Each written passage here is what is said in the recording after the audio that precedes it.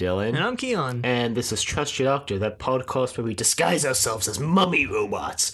Because this week we watched Pyramids of Mars. Not sure if it was the Pyramids or not, because this whole week I was like, what's going on? It's just Pyramids of Mars. Just Pyramids of Mars. Yeah, written by Stephen Harris, which is actually a pseudonym for Louis Griefer and Robert Holmes, which we'll discuss in a minute. Right, it was directed by Patty Russell. And aired in October and November of 1975. Right, so Stephen Harris is a pseudonym. So basically what happened was Robert Holmes was trying to bring new writers into the show, so he went to this guy, Louis Griefer, and was like, hey, can you write a serial for the show based around, like, the Hollywood movie The Mummy from 1931, and also the British film of the same name. Because apparently this whole season, just every serial just lifts plot lines and threads from movies, but I guess we'll cover that more when we've seen more serials. But hey, what's the expression? Good artists borrow, great artists steal. Anyway, Griefer wrote a pitch. In his original pitch, it was set in unit times, and he suggested killing off the Brigadier. But anyway, Robert Holmes was like, yeah, I don't really like this whole space grain idea you've got going here. Like, can you bring it down to Earth a bit and maybe use Mars? Also, more mummies. Bring it down to Earth and use Mars. And Griefer was like, okay, so he wrote another pitch, and Holmes was like, yeah, this is better, but still not enough of that mummy horror vibe. And then Louis Griefer fell violently ill for a couple months and then had to go take a job as a professor in Tel Aviv.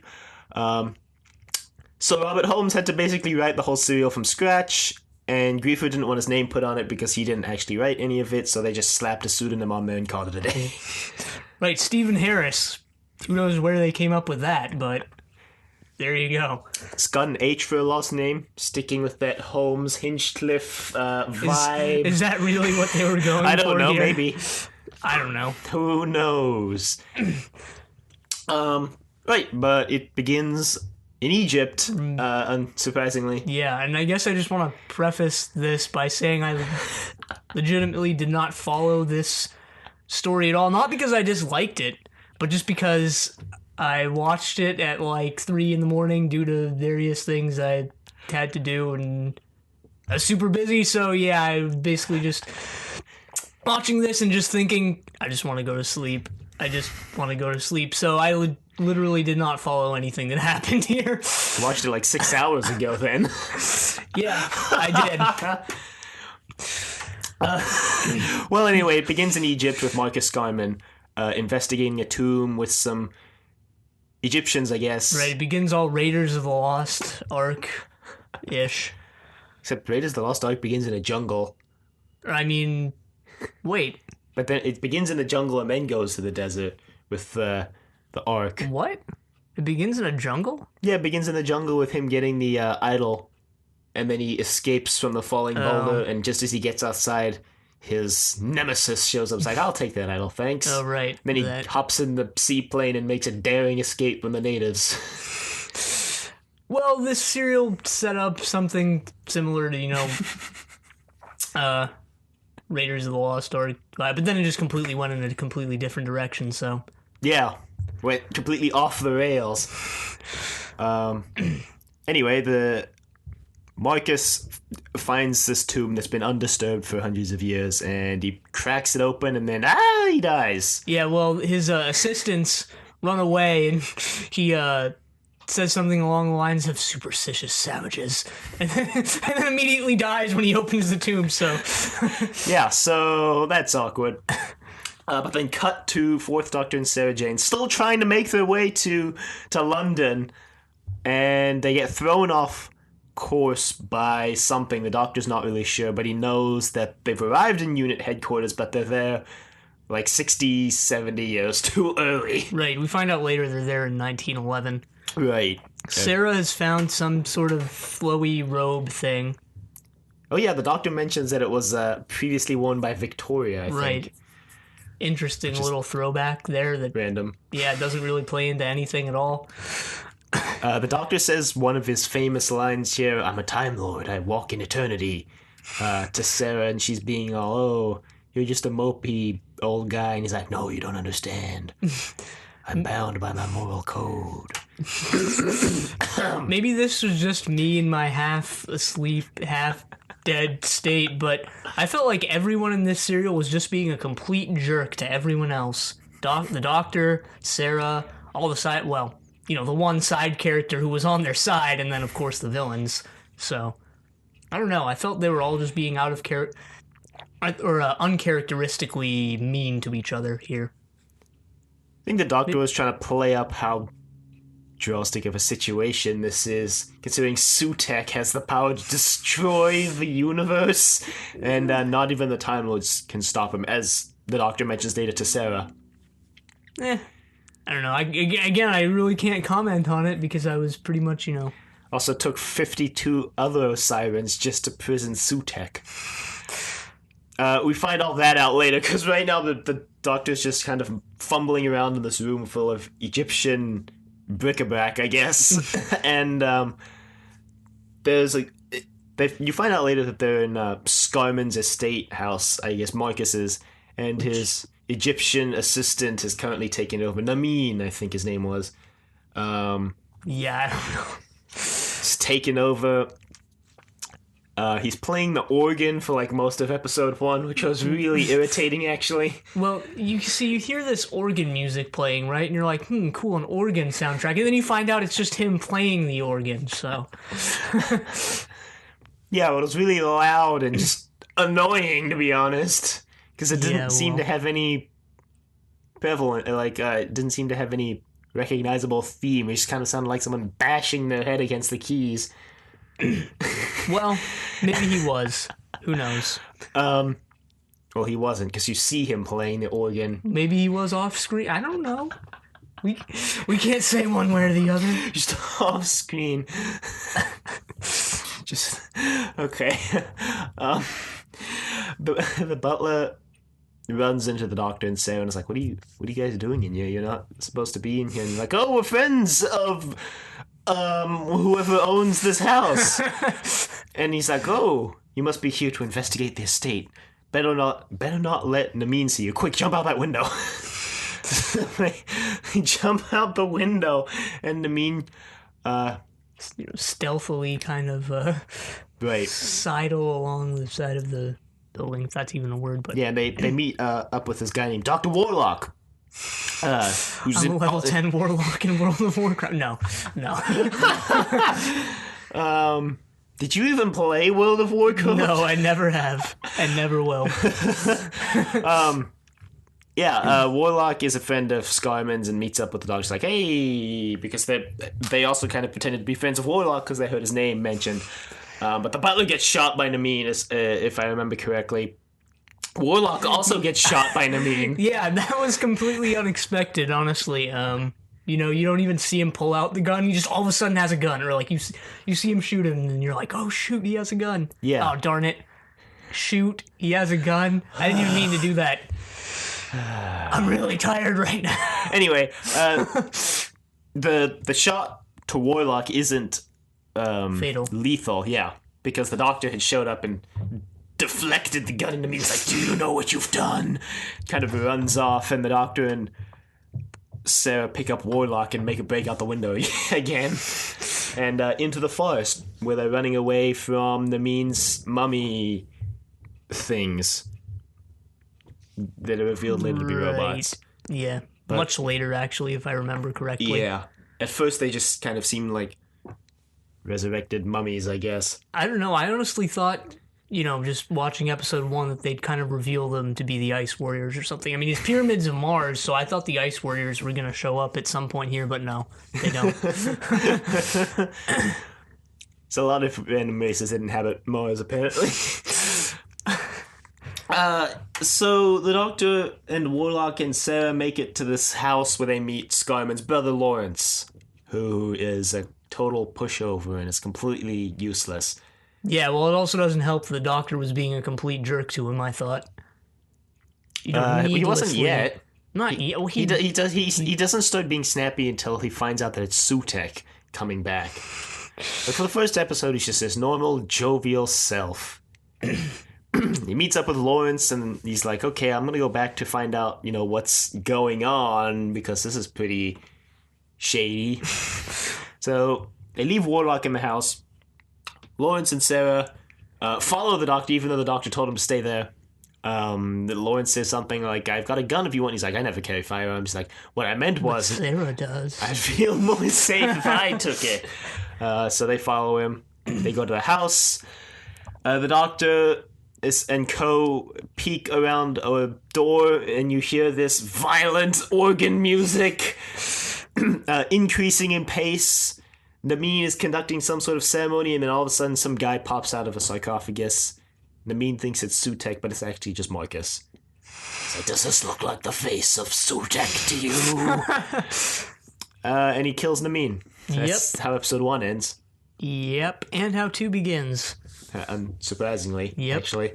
The doctor opens the sarcophagus and sees that it's a time tunnel and accidentally gets sucked in, but then he's able to throw something into the time tunnel to reverse it, so he pops back out into the mansion place. So he gets knocked out, though, so they hide in a priest's hole in the wall. Right, we find out that, what's his name? Marcus? Yes, Marcus is trying to revive Sutek, also known as Set, or I guess better known as Set. Yeah. I hadn't heard of Sutek. I hadn't heard of the Sutek name before this, but I'd heard of Set. Right. And who's basically a destroyer of all worlds. Not all worlds, because he hasn't destroyed everything yet. Nor will he, hopefully. But yeah, he's basically just crazy evil villain who wants to destroy everything. He's part of an ancient race called the Osirans. Apparently all the Egyptian gods were Osirans, and they came to Earth to imprison Sutek and got immortalized as Egyptian mythology. Apparently, so that's Doctor Who's explanation for Egyptian mythology. Done. Like I said earlier, apparently it took 52 other Osirans to imprison Sutek. The Doctor also seems to know who the Osirans are somehow, even though they all appear to be dead except for Sutek. And at the end of the serial, well, anyway. So the Doctor's kind of knocked out in the priest's hole, and then he wakes up and is like, where are we? And like, in a priest's hole. And he's like, in the house?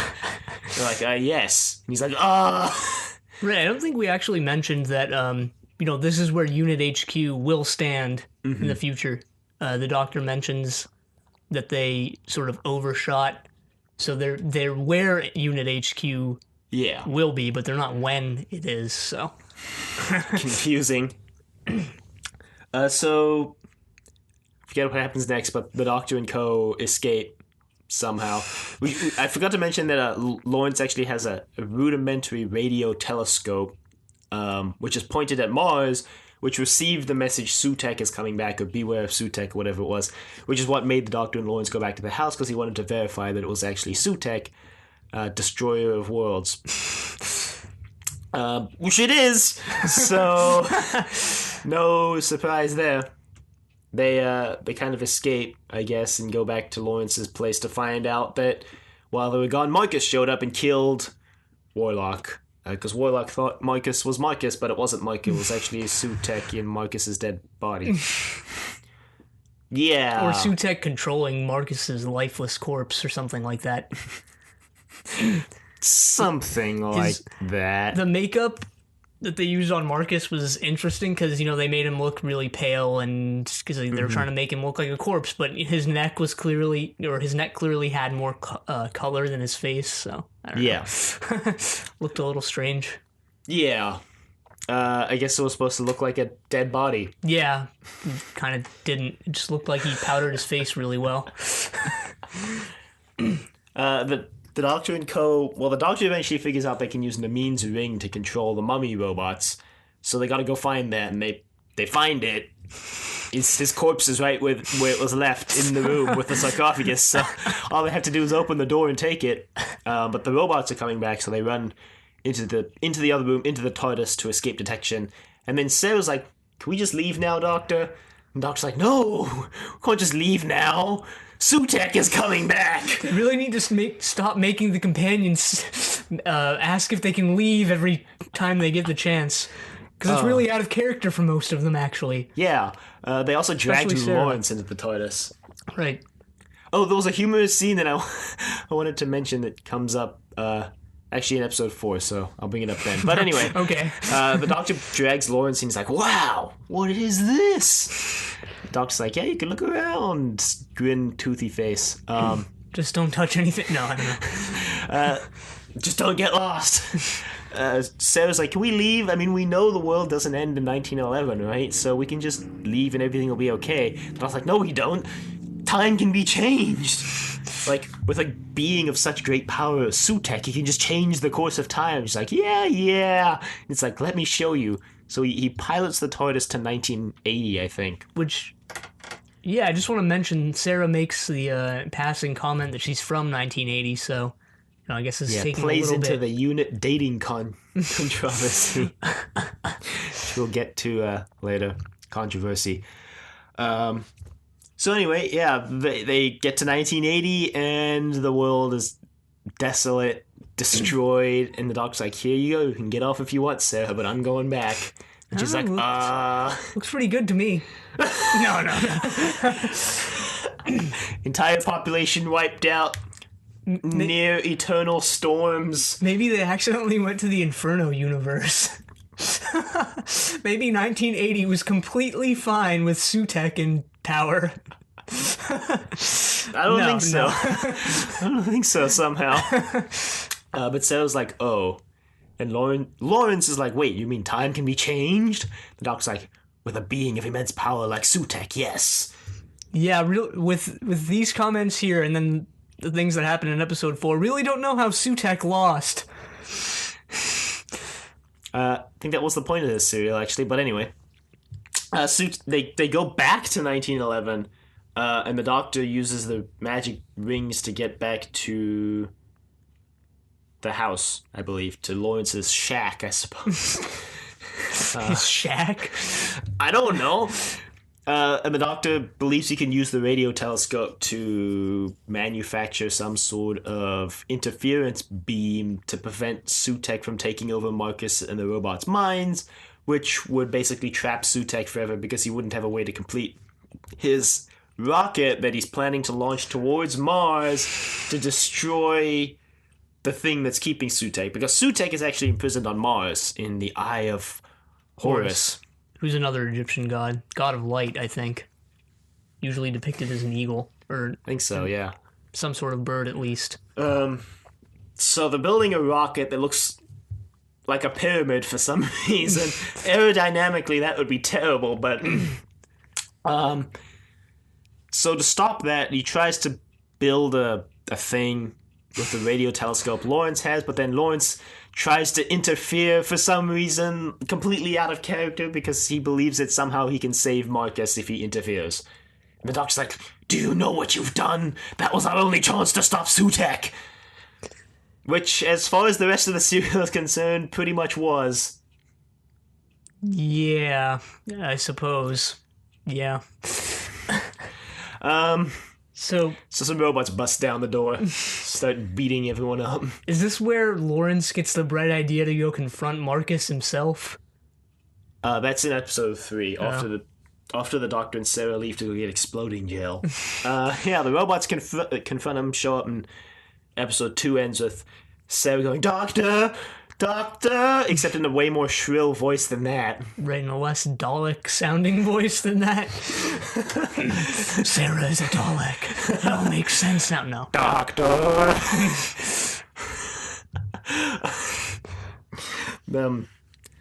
Eventually the robots somehow interact. One of them somehow touches the radio telescope and gets shocked into destruction. Just falls over and kind of dies. I guess, if a robot can even die. And the Doctor's like, "Well, now the only way we can stop him is if we can blow up that rocket." Neglecting to, I guess, consider the fact that Sutek could just build another rocket, but anyway. He decides that they have to blow up the rocket. So, they need something to blow up, and Lawrence is like, "Well, the poacher who died in episode 2, we should mention. Right, the poacher. Might have some." So the doctor's gonna go get it with Sarah, and he tells Lawrence to stay here in pretty much that tone of a voice. Lawrence is like, "You're afraid I'm gonna fail you again."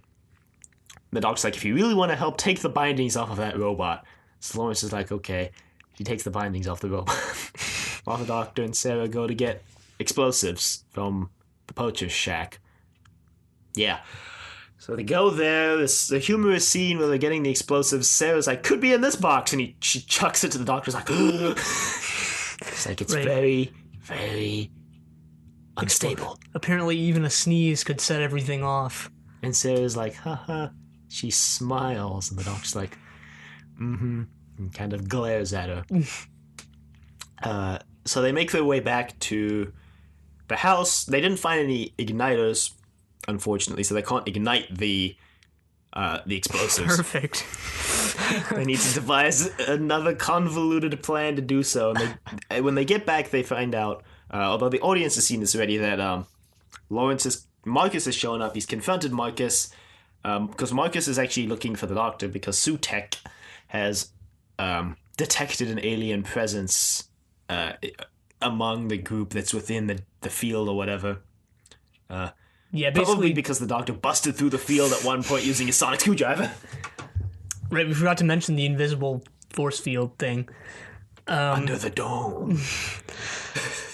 It's another heat shield. No. Right, Sutek has basically ordered Marcus, or is controlling Marcus, to kill the doctor. Yeah. He kills Lawrence along the way, so Lawrence is now dead. Right. Lawrence tries to confront Marcus and, make him recall his prior self, his prior life. But that doesn't work, so... Yeah, Lawrence dies. So, Lawrence is dead. The doctor and Sarah come back, and the doctor's plan now is to put on the robot bindings and take the explosive gel to the rocket, and then Sarah will shoot it from a distance with Lawrence's rifle. Yep. Foolproof. And so they go do that. Tense scene where the doctor's about to be discovered by Marcus. Right. Well, I was surprised to see, surprised they took this route, but I was surprised to see a companion using a gun. I don't think we've actually had, a companion use, like, a real-world gun or weapon like that before. Any of the unit characters. Unless you count unit. But you know what I mean. Jamie uses, like, Jamie fights in the Highlanders, doesn't he? Yeah, but he seems to have a preference for knives and Krakatoa. I'm just kidding. Because Krakatoa is a thing you can use to fight with. Yes, he utilizes the power of volcanic eruptions to destroy the English. I don't know.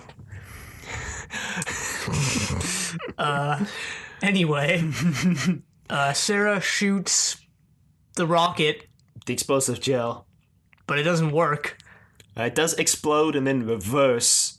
There was actually an impressive display of special effects earlier when Marcus actually got shot. But because he was a corpse, the hole kind of filled itself in.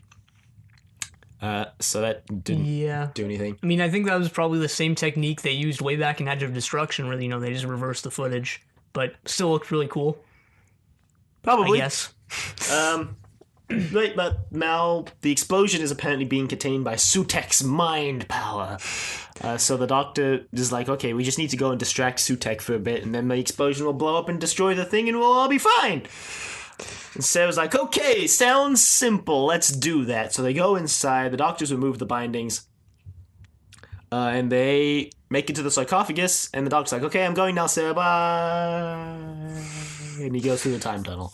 And then he gets there and he's like, Sutek! And Sutek looks at him and then boom! The spaceship blows up. And Sutek gets angry and is like, because of you, I'm stuck here forever, Doctor! So he tries to kill the doctor. Yeah, and episode 3 ends with the doctor screaming in agony. And then writhing on the floor in agony. While bathed in green light.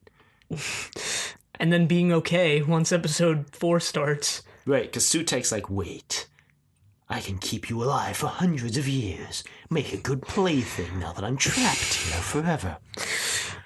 And the doctor's like, okay. And Marcus is like, okay, we found another human. What do we do? And it's Sarah, and Sutek's like, just kill her. It doesn't matter. But then right as they're about to do so, Sutek decides not to kill Sarah. Right, because he realizes he can use Sarah as leverage against the doctor to get the doctor to tell him what he wants to know. The doctor tells him that he's from the planet Gallifrey in the constellation of Casterbarus. Yep. Sutek's like, I don't know what that means. Give me coordinates.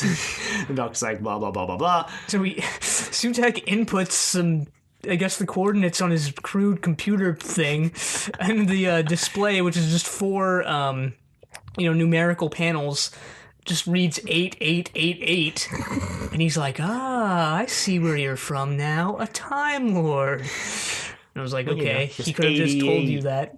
88 miles an hour, time travel, Time Lord, it all makes sense now. 8,888 miles an hour. When this pyramid hits 8,888, you're gonna see some serious, I don't know. But the Sutek digs into the doctor's mind, which is saying something because the doctor is shown to fend off mental attacks quite deftly before, specifically in the mind robber. Yeah, even the doctor even mentions in his and Sutek's little exchange that Sutek is basically all powerful. Yeah. Basically the most powerful villain we've had since the Celestial Toymaker. Yeah, I mean, in terms of what he's capable of, I guess physically, the ambassadors might be, a little bit more overpowered, but yeah, Sutek is basically the most, I don't want to say competent because he completely fails in the end, but he's basically a god, and he only fails because of the 2-minute lag time between Mars and Earth. Yeah, pretty much.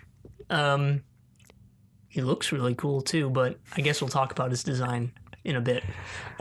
So he looks into the doctor's mind and finds out that he has a TARDIS to travel through space and time, and he takes over the doctor's mind basically and sends him back with Marcus, the other Scarman brother, and they go into the TARDIS. They head to Mars, and Sutek is like, okay, kill him now, Lawrence. So the robots choke the doctor. Marcus!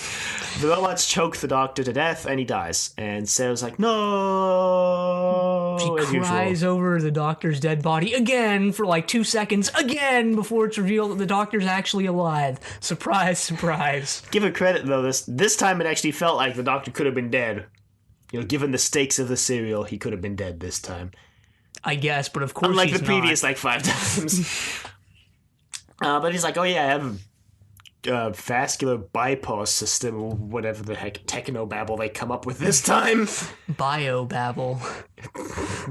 I don't know.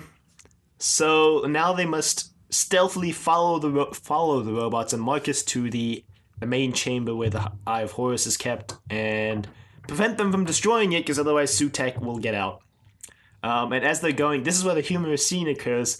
They're kind of walking, and Marcus and a robot are looking at these 2 panels, trying to figure out the puzzle, or Sutek's trying to figure out the puzzle, and they're kind of walking, and you see them walk and just immediately turn around and walk back out the doorway they came when they see a robot start to turn around. And it's like, haha. But yeah, the Marcus and the robot get through, and then the doctor and Sarah come in. The doctor makes a big show about measuring things and with a scarf and using it. He's like, oh yeah, inches on one side, meters and centimeters on the other, which doesn't really make any sense. But anyway, he finds the correct panel and pushes it, hides Sarah behind his own body. He's like, in case I'm wrong. Don't know what that would do, to be honest, because if he's wrong, Sutek will take over the galaxy and kill everyone anyway. So he finds the correct panel, makes it through, and then Sarah gets trapped in an invisible, mostly invisible cylinder, a translucent cylinder. Right, and the doctor has to solve the riddle of the Sphinx. Right, the riddle of the Sphinx, which they explain it terribly here. I guess they were just pressed for time, but if I hadn't already heard this, I would literally not understand it. Yeah. based on what they say here. I mean, in case you don't know what the riddle of the Sphinx is, basically, there's two guys or guards or robots in this situation, and one of them always tells the truth, and one of them always lies. And you can ask them, and there's two doors, one that leads to freedom and one that leads to death. And you can ask one of the guardians, one question, to figure out which door is the one that What's your will save favorite you. color? No. No, but in this case, it's two buttons that the doctor has to press. One will kill Sarah and one will free her. Yeah. Apparently this trap was devised with partnerships in mind.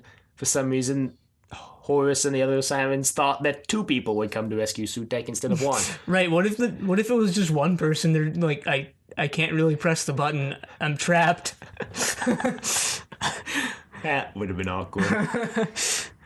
The doctor almost did actually leave Sarah because he didn't think he would be able to save Sarah and stop Sutek. So he almost went to stop Sutek and then come back for Sarah, but he decides to stay behind because he wouldn't be the doctor if he left Sarah. The correct way to answer the riddle is to ask the guardian, the guard, the robot, the whatever, what the other guard/robot would say is the door that would kill you, I think. I think it doesn't matter. Right? Yeah, it doesn't matter because you just always just pick the opposite one. Yeah. That they say.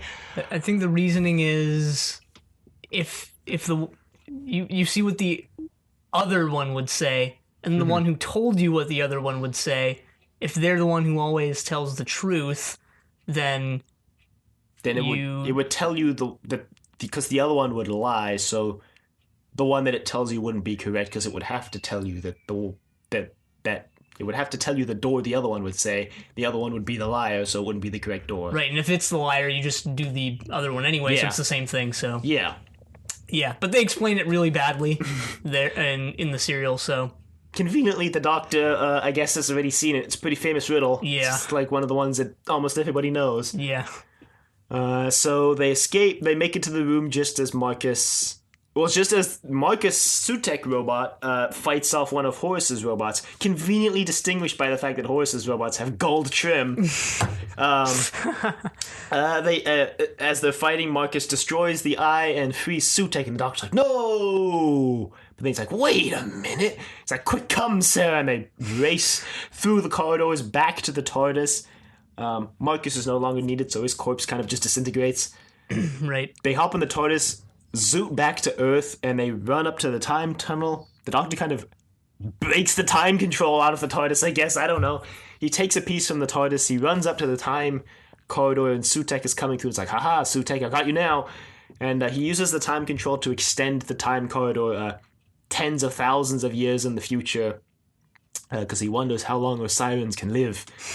And Right, Sutek dies because the time corridor is too long for him to get through, so he dies. And then Sarah's like, "So he's dead." Doc's like, "Yep, it's all over now." And then sarcophagus kind of explodes and starts a fire.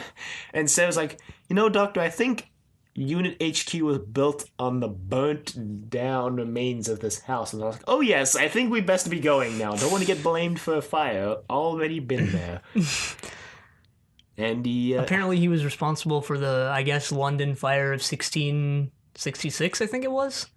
He was blamed for it prior to this incarnation, but I won't say anything about whether or not we see it happen.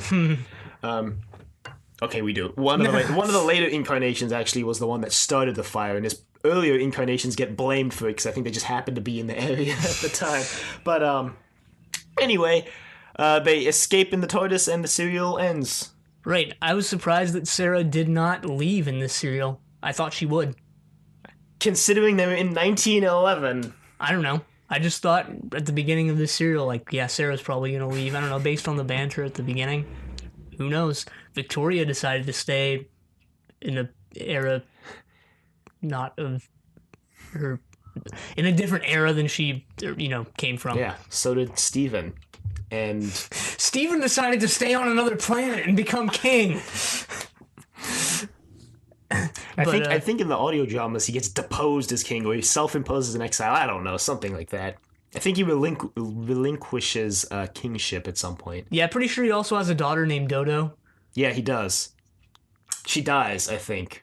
But too. yeah, that's another story for another time. That's another story for an entire, another range of items. I guess maybe we should discuss Sutek's design, because it looked pretty cool. Yeah, I liked it. It was pretty fantastic. Right, it was basically, it almost looked Star Wars-esque. He sort of wore like a space-ish black helmet and, costume, but it had Egyptian markings on it. Sutek. That crossover probably exists, actually.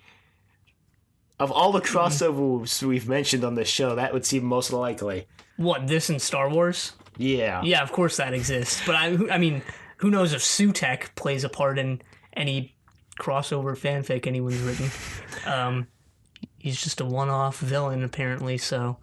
Yeah, the imprisonment Sutek looked pretty cool. The random jackal-headed Marcus replacement Sutek looks kind of weird and papier-mâché-like. I don't know, I thought it looked interesting.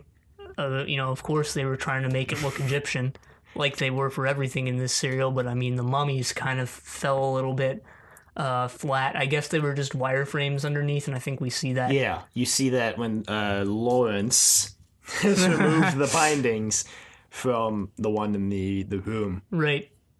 Makes them look like they have super ripped pecs, but, just a really skinny lower body.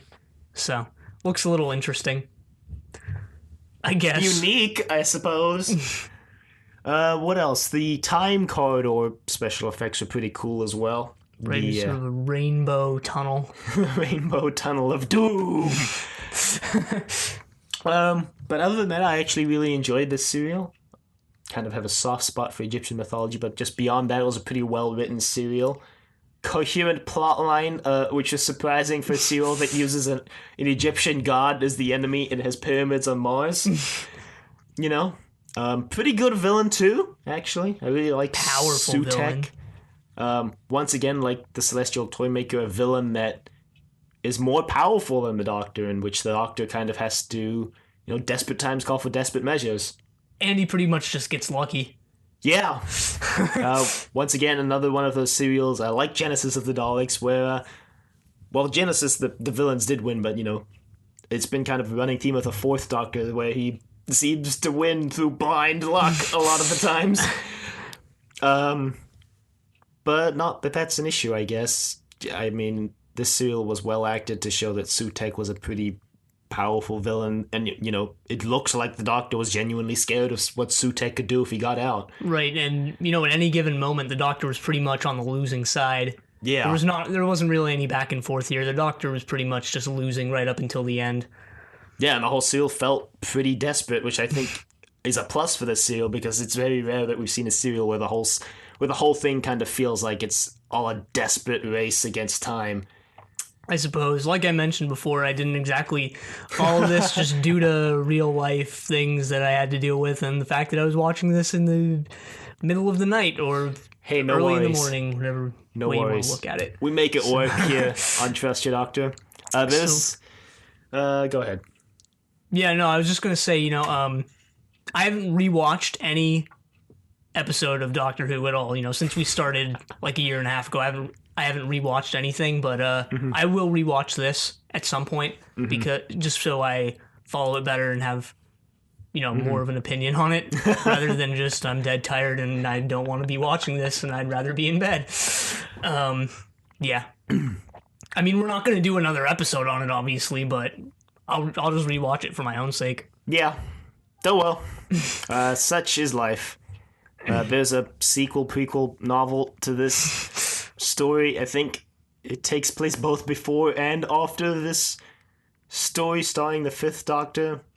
Somehow, not sure how that works. Well, I mean, they have the TARDIS, so in any, never mind. I don't know what I'm trying to say. There's also Sutek comes back in the audio dramas, unsurprising. Don't know how, because Sutek is pretty definitively dead at the end of the serial.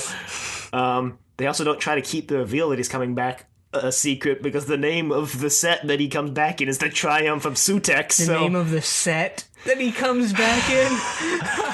Wow, and on that bombshell, email us at thedoctordecorativevegetable.com. Questions, comments, concerns, angry rants, thoughts on the Pyramids of Mars, probably my favorite Fourth Doctor serial so far. Excepting maybe Genesis of the Daleks. But yeah, also check us out on iTunes at Trust Your Doctor. Leave a rating if you like the show. That would mean a lot. This would mean that we're doing something right. And check us wrong. I guess. Maybe we're just absolutely terrible, but you think it's funny, so you like the show. And check us out on YouTube at Trust Your Doctor. Right, check us out on Facebook, also at Trust Your Doctor. Follow us on Facebook, or like us on Facebook. Check us out on Twitter, 2ID Podcast. Follow us on Twitter. And next week we watch The Android Invasion. But until then, the end.